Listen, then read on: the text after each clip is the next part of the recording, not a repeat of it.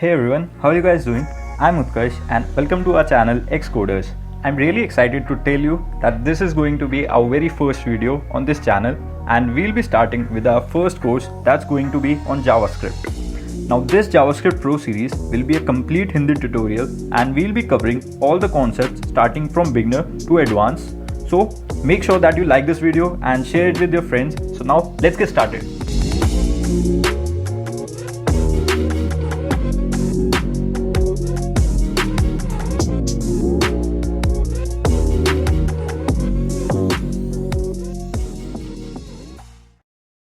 Okay तो सबसे पहले तो कोर्स में आगे बढ़ने से पहले हम लोग ये देख लेते हैं कि सबसे पहले कोर्स जावास्क्रिप्ट पर ही क्यों। तो इसका आंसर काफ़ी सिंपल सा है। JavaScript is like a foundation. ठीक है, कोई भी जो डेवलपर अभी नया नया एंटर कर रहा है डेवलपमेंट फील्ड में या फिर जिसको ऑलरेडी प्रायर एक्सपीरियंस है, तो सबके लिए जावास्क्रिप्ट इज़ मैंडेटरी। ठीक है, जावास्क्रिप्ट बहुत इंपॉर्टेंट रोल प्ले करती है हमारे डेवलपमेंट एक्सपीरियंस में। तो जावास्क्रिप्ट का ये समझ लो कि जावास्क्रिप्ट तुम्हें हर मोड पे मिलने वाली है। तो जावास्क्रिप्ट एक तरीके से चेक पॉइंट की तरह है जो जिसको क्लियर करना ज़रूरी है, तभी तुम आगे एडवांस टेक्नोलॉजीज़ पे मूव कर सकते हो फॉर बेटर अंडरस्टैंडिंग। ठीक है, अब दूसरा क्वेश्चन जो सबके पास होने वाला है वो ये होगा कि यार भैया मैं तो कर चुका हूँ जावास्क्रिप्ट, या फिर भैया ऑलरेडी इतनी सारी रिसोर्सेज हैं तो मतलब टाइम तो नहीं वेस्ट होने वाला है। तो देखो यार, सिंपल सी चीज़ है, तुम एक काम करो, अपने आसपास जाके किसी भी दोस्त से या कोई भी डेवलपर हो जो भी हो तुम्हारा, उससे जाके पूछो कि यार भाई तुझे जावास्क्रिप्ट आती है, या फिर जावास्क्रिप्ट आती है तो उसमें कोई दिक्कत आती है। तो देखो उनके जो आंसर होने वाले ना वो इन तीन चीज़ों में ही मिलने वाले हैं तुम लोग को। पहली चीज़ इम्प्लीमेंटेशन वाला पार्ट। देखो सबको कॉन्सेप्ट ज़रूर आता है, सबको जावास्क्रिप्ट पता है क्या होती है और कोड भी करना आता है, लेकिन उन्हें दिक्कत वहाँ आती है जब वो अप्लाई करने जाते हैं। उसका एप्लीकेशन वाला पार्ट इज़ रियली डिफ़िकल्ट। वो भी डिफ़िकल्ट नहीं है बट उन्होंने वो चीज़ सीखी नहीं है।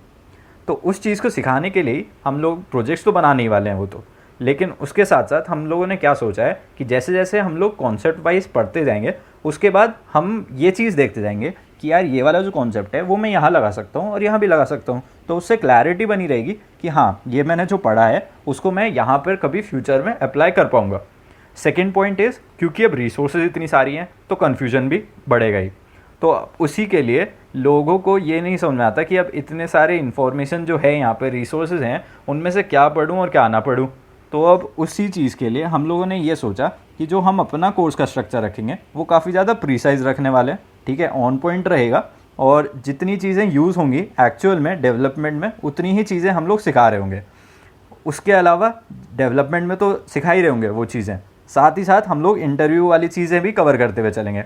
अब इंटरव्यू के टाइम पे ये दिक्कत आती है कि लोगों को अगर इम्प्लीमेंटेशन वाला पार्ट भी आ गया तो ठीक है, कुछ क्वेश्चन समझ जाते हैं, लेकिन कुछ एडवांस कॉन्सेप्ट्स ऐसे होते हैं जो कि वो लोगों का जो ब्रशअप नहीं होती उनकी चीज़ें, तो वहाँ पर दिक्कत आ जाती है, वहाँ पर लोग फंस जाते हैं। तो उसी के लिए हमने ये सोचा है कि इम्प्लीमेंटेशंस और कुछ प्रीसाइज जो स्ट्रक्चर चल रहा है वो तो चलेगा ही, साथ में हम लोग एक एडवांस सीरीज़ लॉन्च करेंगे आफ्टर द बेसिक्स। उसमें क्या होगा, उसमें हम इंटरव्यू स्पेसिफिक क्वेश्चंस जो कॉन्सेप्ट्स पूछे जाते हैं और साथ ही साथ जो एडवांस फ्रेमवर्क्स या लाइब्रेरीज जैसे रिएक्ट, एंगुलर वगैरह में कुछ प्री रिक्विजिट्स होती हैं, उन सब चीज़ों को भी वहीं डिस्कस कर रहे होंगे। तो आखिरी पॉइंट जो होने वाला है वो ये है कि जो भी कोई वेब डेवलपमेंट में एंटर कर रहा है उसके लिए काफ़ी बिगिनर फ्रेंडली कोर्स बनाया गया है। तो कोई भी अगर एंटर कर रहा है तो उसके लिए प्री रिक्विजिट बस HTML CSS रहने वाले हैं, तो आप उसको फॉलो कर सकते हो बिल्कुल। तो यही चीज़ें थी जो हमने सोच के इस कोर्स को डिज़ाइन किया है। Now moving to the course overview.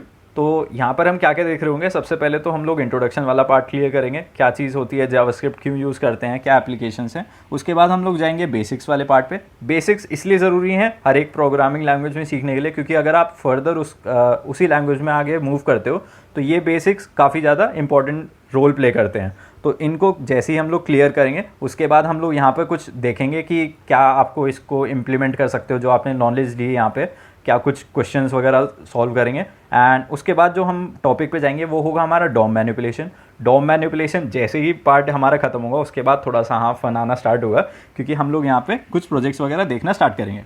ठीक है, उसके बाद जो हमारा आएगा उसकी क्लासेस होंगी हमारी कुछ ऑब्जेक्ट्स, इवेंट्स वगैरह की, ये भी काफ़ी इंटरेस्टिंग टॉपिक्स होने वाले हैं। एंड फाइनली जब हम यहाँ पर ये चारों टॉपिक्स ख़त्म कर लेंगे और कुछ सेट ऑफ प्रोजेक्ट्स वगैरह बना लेंगे उसके बाद हम मूव करेंगे अपने लास्ट सीरीज़ पे, जो कि होगी हमारी एडवांस जावास्क्रिप्ट वाली पार्ट।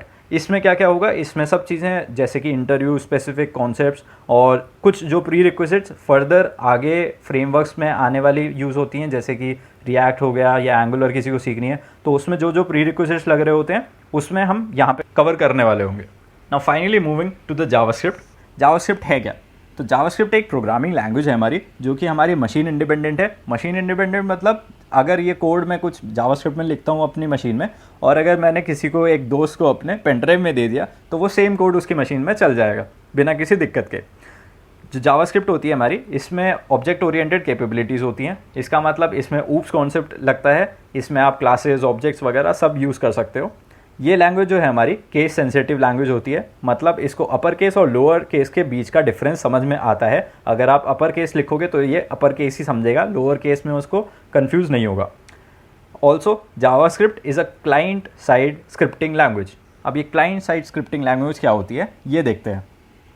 तो अब ये वाले पॉइंट समझने के लिए एक हम सिनेरियो लेके देखते हैं। फॉर एग्जांपल ये हमारा एक यूज़र है, ये यूज़र हमारा नेट पे सर्व कर रहा है, ओके। तो अब ये क्या करता है, ये अपना पीसी खोलता है और उसमें डालता है google.com। अब यहाँ पर क्या मिलेगा उसे, यहाँ पर उसे गूगल की साइट मिल जाएगी। नॉर्मल सी बात है, ये तो हम डे टू डे में काम करते हैं। अब लेकिन इसके बिहाइंड द सीन्स काम क्या चल रहा होता है, ये बिहाइंड द सीन जो काम चल रहा होता है, तो अब जैसे कि आप यूज़र हो, आपने कुछ भी सर्च किया गूगल पे, ये आपको मिल गया। तो ये क्या मिला आपको, ये आपकी जो साइड होती है वो होती है क्लाइंट साइड। क्लाइंट साइड मतलब जो हमें दिखता है सामने से, ठीक है। अब लेकिन क्लाइंट साइड जो है ये हमारा जो जितना भी कंटेंट दिखाता है वो इसके पास स्टोर तो रहता होगा कहीं पे, है ना। अब वो स्टोर कहाँ रहता है, वो स्टोर रहता है इसके सर्वर साइड पे। ये हमारी सर्वर साइड होती है। सर्वर साइड पे एक सर्वर रखा होता है हमारा, जो कि स्टोरेज की तरह काम करता है, जिससे कि ये डेटा को फेच करता है और इसको दे देता है। तो हमारे स्टेप्स क्या क्या हुए, यूज़र ने रिक्वेस्ट करा डेटा, फर्स्ट स्टेप। कहाँ से कहाँ पे इसने रिक्वेस्ट किया, क्लाइंट साइड पे हमारी, जहाँ पे हमें शो होगा। इसने रिक्वेस्ट किया पीछे अपने सर्वर पे, मतलब कि सर्वर साइड पे, और वो सर्वर जो है उसको रिस्पॉन्ड कर देता है क्लाइंट साइड को डेटा भेज के। नाउ अब आप देखोगे यहाँ पे यूज़र जो है, जैसे कि आप अगर यूज़र हो, आपने गूगल जो है रिक्वेस्ट किया, तो आपका वेब पेज नॉर्मली जल्दी से जल्दी आपको रिजल्ट्स दिखा देता है, ठीक है। आपको ये बिहाइंड द सीन जो सर्वर से लेके आना, सर्वर से फेच करना, ये सब चीज़ें नहीं दिखती, ओके। तो इससे हमें एक चीज़ तो समझ में आ गई कि यार ये जो क्लाइंट साइड है मेरी, ये क्लाइंट साइड मेरी दिखती है और सर्वर साइड मेरी नहीं दिखती। तो इससे हम ये कंक्लूड कर सकते हैं कि ये जो जावास्क्रिप्ट है मेरी, जावास्क्रिप्ट हमारी क्लाइंट साइड होती है, मतलब ये मुझे सामने दिखेगी और पीछे जितना भी काम कर रही होगी ये नहीं दिखेगी। एक एडिशनल चीज़ जो मैं बताना चाहूँगा कि जावास्क्रिप्ट के काफ़ी सारे फ्रेमवर्क्स और लैंग्वेज मतलब लाइब्रेरीज़ वगैरह होती हैं। ये चीज़ें क्या होती हैं ये हम थोड़ा सा आगे देखेंगे, लेकिन उन लोगों के लिए जिन लोगों को पता है, तो जावास्क्रिप्ट भले ही क्लाइंट साइड हो, लेकिन अब क्योंकि उसके इतने सारे फ्रेमवर्क्स और लाइब्रेरीज़ वगैरह बन रहे हैं, तो वो सर्वर साइड भी काम करने लगी है। मतलब उसके काफ़ी सारे, जैसे Node.js का नाम सुना होगा, तो वो सर्वर साइड पे काम करते हैं। तो अब इससे आपको समझ में आ गया होगा कि जावास्क्रिप्ट की असली में पावर बहुत ज़्यादा है।